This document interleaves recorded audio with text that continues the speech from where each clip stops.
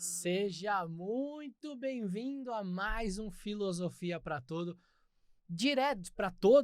direto aqui da Rádio Vibe Mundial 95,7 FM, toda sexta-feira às 18h30. Bora filosofar então? Olha só, recentemente eu fiz um programa aqui na rádio falando sobre a magia se você é cético. Certo? E aí, eu também fiz recentemente um programa falando sobre magia funcionar independente da sua crença. Então, esses dois assuntos dá para você procurar aí no canal, dá para você procurar aqui na rádio, que eu já falei sobre isso. Hoje eu quero ir um pouco além disso.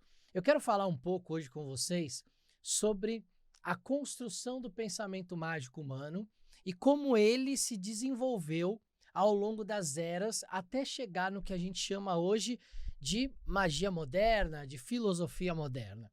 Vamos lá. Se a gente for pegar os estudos que a gente tem antropológicos, ou seja, o estudo do homem, principalmente dos nossos ancestrais, a gente vai perceber que as primeiras manifestações religiosas que a gente vai ter são a adoração ao sol. Então, os nossos antepassados, eles vão adorar fenômenos da natureza, mas principalmente o sol. Por que o sol? Porque, olha só, nós somos uma espécie dentro da natureza. Imagina que você não está mais no seu apartamento, na sua casa, comprando a sua comida no supermercado. Nós somos uma espécie que, se nós formos largados na natureza, a gente vai ter que se virar e a gente até consegue se virar quando a gente precisa sobreviver.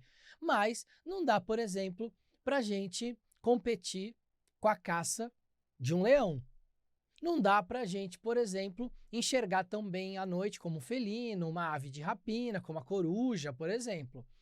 Então nós seres humanos, sempre ficamos ali numa posição em que a natureza era meio que hostil a nós. Até que a gente começa a dominar o fogo, e aí a gente começa a perceber, nossos antepassados, né, a humanidade começa a perceber que de dia era muito melhor para nós. Porque de dia eu enxergo melhor, de dia eu consigo ver os perigos à minha volta, eu enxergo melhor a caça, na hora de pescar num riacho eu consigo ver melhor um peixe para jogar minha lança, enfim, eu pegar o peixe. E à noite eu não enxergo bem. Eu não tenho muita vantagem sobre os outros animais. Eu não vejo um animal de caça, um predador, me caçando. Eu vou virar uma presa muito fácil. Então, à noite era o momento em que nossos ancestrais procuravam refúgio e de dia é onde eles tinham as atividades deles. Então, imagina que durante o dia a gente tinha muito mais atividade e esse dia era percebido que o sol nos dava essa bênção. Depois, as sociedades começam a se organizar, ainda sociedades nômades, sociedades que ainda não têm assentamentos, não têm agricultura. Essas sociedades vão começar a valorizar a vida humana. Ou seja, quanto maior é minha tribo, maior é meu grupo social, mais chances eu tenho de sobreviver. Porque eu tenho mais gente para trabalhar, mais gente para cuidar dos doentes, eu tenho mais mulheres dentro da minha estrutura social para que eu tenha mais vida e automaticamente, se algum outro grupo me atacar, eu tenho um grupo maior para me defender. Então, a reprodução humana, ela passa a ser uma necessidade. E aí a gente migra essa adoração do sol para o sagrado feminino. E aí, durante muitos, mas põe muitos milênios, a gente tem uma sociedade matriarcal construída onde o feminino é o sagrado. Por quê? Porque provavelmente os nossos ancestrais não sabiam como a vida era gerada. Porque olha só, numa comunidade dessa, não existia o casamento monogâmico. Essas comunidades, todo mundo tinha suas funções ali dentro da sociedade e principalmente criar as crianças. E provavelmente nossos antepassados não sabiam como é que o ato da concepção se realizava. Porque como as mulheres não eram casadas com os homens não tinham uma mulher só, a parte sexual dessas comunidades ela era muito livre. Então, né, alguém estava com vontade, ia lá e fazia. Não tinha essa coisa de, não, essa aqui é minha esposa, esse aqui é meu marido. Então ninguém sabia direito como é que as crianças eram formadas. Simplesmente a mulher começava a ficar grávida, o quadril ia, de alguma forma, ficando mais largo, os seios também maiores. Então essa figura desse sagrado feminino vai se tornar muito importante, porque é através dela que a vida é gerada. E a vida, quanto mais vida eu tenho na minha sociedade, maior a minha chance de eu conseguir sobreviver. Quando as sociedades começam a se tornar mais sedentárias, que é quando vai começar a agricultura, a construção das primeiras comunidades fixas, as primeiras cidades, aí a gente vai ter uma migração para uma sociedade mais patriarcal. E aí, junto com essa migração, vai acontecer também a migração do poder do sagrado feminino para a mão dos sacerdotes. Claro que essa migração ela não acontece de uma hora para outra. Ela vai ter um período de transição. Então você vai ter, por exemplo, na Babilônia, lá na Mesopotâmia, na Suméria, essas civilizações mais antigas, e no Egito também, a gente vai ter uma mescla de sacerdotisas e sacerdotes, cada um com as suas funções. Só que com o tempo, os sacerdotes começam a tomar o poder e tirar um pouco o poder das sacerdotisas.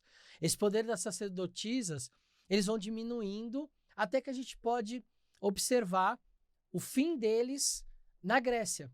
Quando a gente chega na Grécia, que a gente tem os grandes oráculos na Grécia, como o oráculo de Éfeso, o oráculo de Apolo, né, que é o oráculo de Delfos, né, o oráculo mais famoso, ele era comandado por um sacerdote homem, já na época tardia, porque antes era uma sacerdotisa, a mulher que comandava, mas as adivinhas, as oraculistas, os oráculos, eram todos mulheres. No oráculo de Delfos, que é um oráculo que foi criado, né, com a morte da serpente Piton, que é vencida por Apolo, elas são chamadas de pitionisas, por causa da serpente. Ou seja, elas tinham esse poder divino e divinatório. Mas percebe que ali é basicamente quase que o fim dos registros que a gente vai ter de sacerdotisas treinadas, preparadas para alguma coisa. Porque a partir ali da Suméria, da Mesopotâmia e do Egito, os sacerdotes homens começam a tomar o poder. Eles começam a dominar ciências mais racionais. Enquanto as práticas femininas eram muito oraculares e estavam relacionadas à vida e a festivais de fertilidade da terra e tudo, quando os homens começam a ir para o caminho mais racional da astronomia e de prever através dos astros o que vai acontecer na Terra, o poder passa para eles. Então, olha só, esse poder era feminino porque a Terra era fértil, então a Terra era feminina, então se a Terra entregava a fertilidade, era porque ela era feminina, e eu não sabia se a minha colheita ia ser muito boa ou muito ruim. Tudo dependia do que a deusa ia me dar. Só que a partir do momento que os sacerdotes começam a olhar para o céu e entender qual é o momento que vai ter a cheia do rio, qual é o momento de plantar, qual é o momento de colher, qual é o momento de ir para a guerra, qual é o momento de fazer comércio, eles tomam o poder político e o poder econômico também, porque eles começam a controlar isso melhor. As grandes civilizações que floresceram na antiguidade, floresceram perto de grandes rios. É só a gente olhar as civilizações mais antigas, a egípcia, rio Nilo, a Mesopotâmia, Tigres e Eufrates, a dos Vedas, que vai dar origem ao hinduísmo, rio Indo, a chinesa, o rio Amarelo, o rio Yangtze, se eu não me engano esse é o nome. Na Europa, as primeiras civilizações indo-europeias que vão dar origem aos celtas, por exemplo, vão nascer ali próximo do rio Danúbio, rio Sena. Esses rios todos têm nomes de deusas celtas, porque essas civilizações cresceram em volta desses rios. Então, esses lugares onde tinham rios, eles eram férteis, dava mais comida, se tinha mais comida, podia ter mais gente, se tinha mais gente, eu tinha um exército maior, se eu tinha um exército maior, eu podia conquistar os outros povos. Não é à toa que os mesopotâmios conquistaram vários povos, como os medos, como os caldeus, que eram justamente os povos que tinham esses conhecimentos astronômicos. A partir daí, a religião começa a se organizar. Aí a gente vai ter aparecimento de religiões como o zoroastrismo, como o que a gente aqui no Ocidente chama de hinduísmo, a Reca, que seria a prática mágica egípcia. E aí isso começa a se organizar em classes sacerdotais, que vão treinar sacerdotes para que você possa ampliar a religião, construir mais templos e ter mais adoradores daquela religião. E aí, isso não muda muito de lá para cá. Porque olha só a estrutura das religiões que a gente tem hoje. Se a gente pegar as grandes religiões, o cristianismo, o islamismo, o budismo, o hinduísmo, o sikhismo, aí eu estou falando das 5 maiores que a gente tem aí, a gente ainda tem judaísmo, a gente ainda tem Bahá'í, enfim, tem uma infinidade de religiões hoje no mundo, todas elas têm sacerdotes. E a maioria delas, os sacerdotes são homens.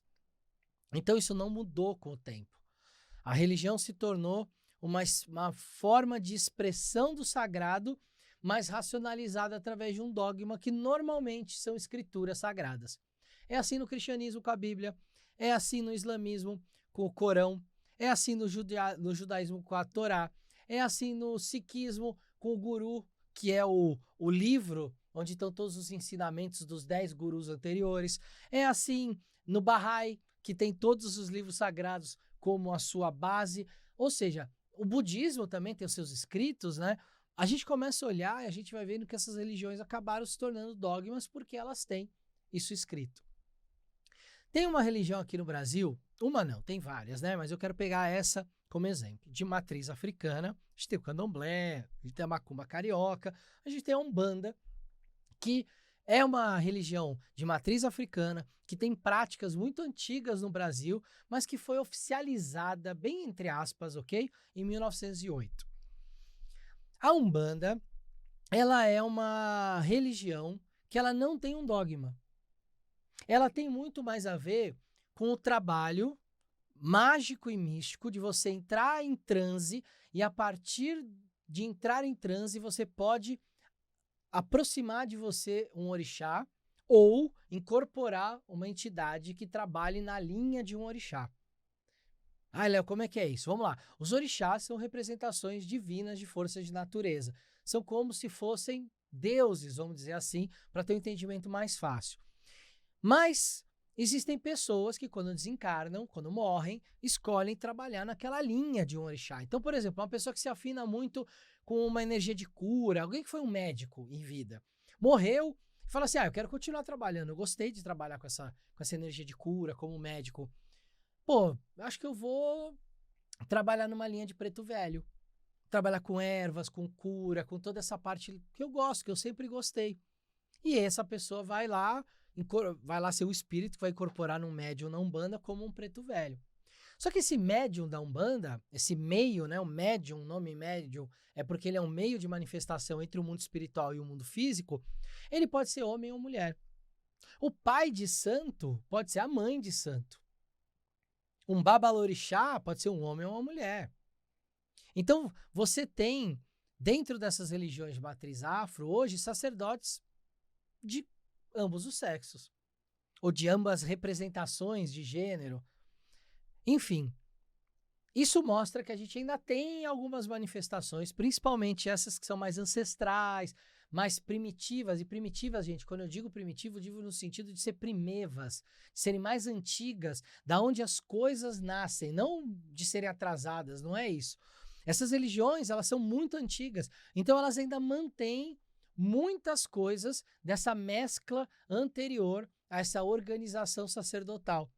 Qual que é a diferença, então? Por que a Umbanda, que é uma religião de matriz africana, ela se manteve ainda com sacerdotes homens e mulheres, e outras religiões como o cristianismo só tem sacerdotes homens, né? Padres, bispos, diáconos, papas. Porque, basicamente, essas religiões se organizaram em torno dos dogmas dos livros religiosos, em torno de templos, né? Igrejas, templos, e essas tradições acabaram se espalhando pelo mundo dessa forma, com essa estrutura racional, organizada, hierárquica. Se você for pensar, a Igreja Católica ela não é muito diferente de uma organização militar, porque ela tem hierarquias, e você vai subindo de patente até poder chegar ao máximo, que é ser papa. Já uma estrutura mais antiga, que está muito mais próximo de um xamanismo, que é essa representação de uma espiritualidade natural, dos espíritos da natureza, da conexão com os espíritos sagrados, divinos, essas nunca passaram por um dogma. Tanto é que a Umbanda, por exemplo, ela não tem um livro que diz o que é certo e o que é errado na Umbanda. Se você, como eu, já visitou muitos terreiros de Umbanda, você vai perceber que cada casa de Umbanda é diferente da outra. Claro que existem algumas que seguem a mesma linha. A gente tem aqui no Brasil algumas que seguem a mesma linha, mas tem outras que são muito diferentes. E que às vezes você vê alguma coisa ali e fala assim, mas no meu terreiro isso não acontece, isso está errado. Quando você fala isso está errado, o outro que está naquela casa vai olhar para a sua e vai falar, não, o seu que está errado. Porque aí no fundo não tem errado.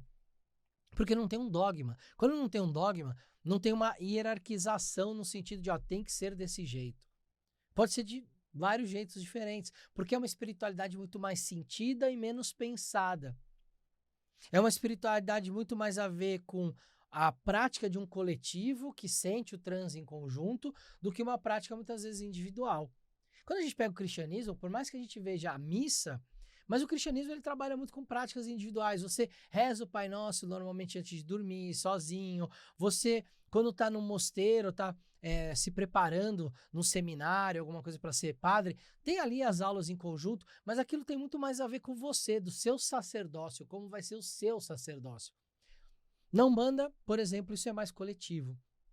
Então, dentro dessa ideia de construção de pensamento mágico, a gente tem ainda uma resistência de algumas religiões, eu estou dizendo da Umbanda, que é alguma coisa que a gente tem aqui muito próximo, mas a gente pode pegar tradições indígenas também, que permeiam tradições brasileiras, permeiam tradições da América Central, da América do Norte. A gente pode pegar tradições, por exemplo, de outros países, como no hinduísmo, que a gente vai ter também algumas mesclas de religiões diferentes, de formas de manifestação desse hinduísmo diferente. Tudo isso para dizer que ainda existem indícios, que a gente pode ver através da antropologia moderna, de que a espiritualidade ela pode ser muito mais ampla do que um dogma só. Então ela ainda tem ali momentos em que a gente olha e fala assim, era assim que era a espiritualidade antigamente, antes da organização espiritual e religiosa que aconteceu. Só que durante essa organização espiritual, religiosa que aconteceu, com essas grandes religiões hierarquizadas, dogmáticas, a gente teve pessoas que não concordavam com isso. E essas pessoas foram buscar outras tradições, foram buscar outros caminhos. A gente tem, por exemplo, principalmente na Idade Média, quando a igreja começa a tomar muito poder, e aí quando alguma coisa toma muito poder, uma resistência forte normalmente vai se apresentar a isso. E aí a gente vai ter alquimistas, cabalistas, ocultistas aparecendo na Idade Média para poder estudar outras coisas diferentes de uma forma oculta, por isso chamados de ocultistas, porque eles tinham que se esconder, porque se eles não se escondessem, eles iam para a fogueira. Então hoje quando alguém fala assim, mas se fosse bom não faria escondido. Pensa um pouco. Olha só, a Umbanda é uma religião que prega a caridade. Ok? Então, teoricamente, ela prega o bem, ela não faz mal a ninguém. Claro que tem sacerdote ruim em todas as religiões, mas a Umbanda, teoricamente, prega a caridade, prega a bondade, não cobra nada de ninguém para fazer os trabalhos espirituais, ok? E tem um monte de gente aqui no Brasil que diz que a Umbanda é do mal, é do diabo, que não contrata, por exemplo, umbandistas para uma empresa, que não... E a gente sabe que isso é um preconceito religioso imenso, é crime, mas isso é velado no país, a gente sabe que isso acontece. Então imagina, se uma pessoa que fala, que estuda, que trabalha dentro de uma linha de Umbanda, que está lá na Umbanda e tudo, ela pode sofrer esse tipo de preconceito, até ser de alguma forma discriminada em alguns lugares, e é uma coisa aberta, por que um ocultista que estuda alguma coisa ali escondido, porque ele não quer colocar isso para fora para não sofrer preconceito, ele é taxado de alguém ruim? Isso eu estou falando porque a partir do século XVII, XVIII, XIX, o ocultismo vai ganhar muita força. Porque muita gente vai querer estudar coisas diferentes, vai começar a perceber que o mundo é muito maior do que aquela coisa que a igreja falava, e aí essas pessoas vão, de alguma forma, ter que se esconder. Porque se elas falarem, elas vão sofrer preconceito. E o ocultismo, então, vai florescer, ele vai começar a se associar com um certo pensamento mais racional, mais científico. A gente vai ver o nascimento de grandes ordens ocultistas como a Golden Dawn, como a Astro Argento, como a Telema, como a Teosofia, como a Eubiose, uma série como a Rosa Cruz, né, que já vem mais antiga, mas vai começar a ganhar popularidade ali a partir de 1700 e pouco. Então todos esses lugares vão começar a crescer, crescer, crescer e atrair pessoas. E essas pessoas vão querer aprender alguma coisa. Hoje a gente vive uma certa liberdade, que o maçom ele pode até falar que ele é maçom, o Rosa Cruz fala que ele é Rosa Cruz. Ainda sofrem preconceito de uma camada da população, uma camada relativa da população, mas eles ainda podem falar. Então, olha só, hoje o nosso pensamento mágico ele é muito diverso. A gente tem religiões diversas no planeta, a gente tem escolas de filosofia, a gente tem os ismos, né, o islamismo, o taoísmo, tudo isso que são filosofias, doutrinas, religiosas ou não, para nos mostrar formas de viver, forma de fazer as coisas. A gente pode ter a cabeça mais aberta. A gente pode entender que a construção do pensamento mágico, ela não precisa ser uma coisa só da humanidade. Ela pode ser uma coisa individual. A minha espiritualidade, como eu me expresso no mundo, como eu quero expressar. Eu aprendi depois de muitos anos na minha vida que a minha espiritualidade ela é muito íntima. A minha lida com o divino, a forma como que eu lido com o divino, como é que eu me expresso, é muito pessoal. E eu não posso, de forma alguma, querer me colocar numa caixinha, porque isso vai me fazer mal. Eu gosto de expressar minha espiritualidade de uma maneira mais aberta, mais ampla. Então, às vezes, se eu quero rezar para Jesus, para Deus, eu rezo. Se eu quero pedir para Ganesha abrir meus caminhos, eu peço. Porque eu sei que todos eles têm o seu valor, a sua função. Isso não me prende. Acho que o convite que eu tenho que fazer para o final desse vídeo sobre a construção do pensamento mágico humano é nós, enquanto seres individuais, com uma espiritualidade íntima nossa, que nós possamos manifestar a nossa espiritualidade de uma maneira sadia, que ela no fim nos faça bem. Que ela não seja restritiva, que ela não seja algo que seja castrador, mas sim algo que nos dê potencial espiritual. Ok? Fica essa provocação aí no final para vocês pensarem se a espiritualidade de vocês liberta ou aprisiona vocês.